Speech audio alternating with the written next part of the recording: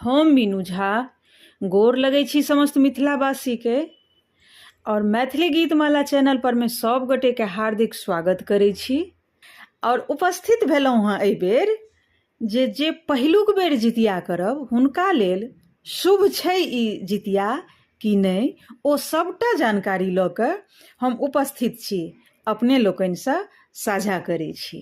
तऽ सुनू, एहि बेरका जितिया बहुत शुभ यऽ, किछु अलगे दिशा छै एहि बेरका जितियाके। एकटा बात तऽ छै जे व्रत छै 36 घंटाके, लेकिन नारी शक्ति की जय हो, एक बेर अगर ठानि लेबै तऽ ओकरा पूरा कए कऽ साँस लेबै तऽ से वला बात तऽ चाहे 36 होय या 48 होय, जखन हरिवासल लोक कऽ लै छै तऽ फेर तहन तऽ जितिया भगवान भरोसे तऽ बेरा पार हेबे करतै। तऽ एहि बेरका जितियाके शुभ संकेत की यऽ से सुनू। लोक कहै छै कि जे खरजितिया तखने लगै छै जे शनि रविके और मंगलके जे पड़ै छै तऽ लोक ओही टाइम पर में लोक जितिया शुरू करैया, जकरा खरजितिया मानल गेलैया। आ एहि बेरका जितिया के देखियौ जे शुक्र शनि रवि ई 3टा दिन छै। शुक्र शनि के शुरू हैत जितिया, रवि के पारण छी।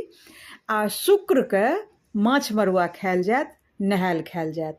ओना बहुत लोक शनि और बृहस्पति के और मंगल के ई 3टा दिन के नॉनवेज नहीं खाइ छथि, लेकिन जितिये एहन दिन यऽ जे अगर जितिया के नहाय खाय के दिन ई दिन पड़ै छै तऽ लोक तैयो कनि मुँह लगेबे करै छथि, कियाक तऽ ओकरा शुभ मानल गेलैया, जितिया में माछ खेबाके शुभ मानल गेलैया ताहि दुआरे से।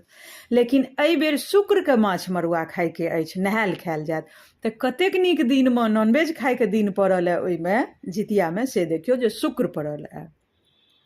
आ दोसर बात जे जाहि दिन व्रत छी शुरू छी, जाहि दिन से अष्टमी शुरू होइए, व्रत शुरू हैत जितियाके, ओहि दिन यंत्रक राजा विश्वकर्मा के पूजा छियनि। राजा विश्वकर्मा, भगवान विश्वकर्मा के पूजा छियनि 17 सितंबर के।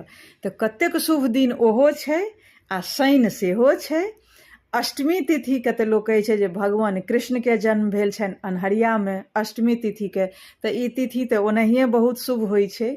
आ एहि बेर तऽ अलगे दिशा दशा छै एहि जितिया के।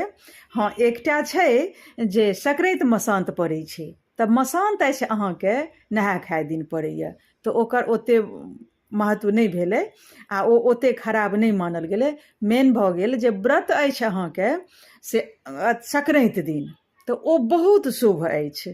ताहि दुआरे से मंगल बजरंगबली के दिन सेहो मानल गेलनि हँ शनि के, आ शनि महाराज के तऽ दिन छियनि हैं। ताहि दुआरे से बहुत नीक संयोग अछि एहि बेरका। तऽ जे शुरू करब हुनका लेल बहुत शुभ अछि, जरूर से शुरू करब। आ शुरू करैके पहिल बेर शुरू करैके लेल हमरा तरफ से बहुत बहुत शुभकामना, बधाई। मैथिली गीतमाला पूरा परिवार के तरफ से सब गोटे के जितिया के बहुत बहुत शुभकामना। सभक बाल बच्चा दीर्घायु रहथि तकर मंगल कामना। धन्यवाद। जय मिथिला, जय मैथिली।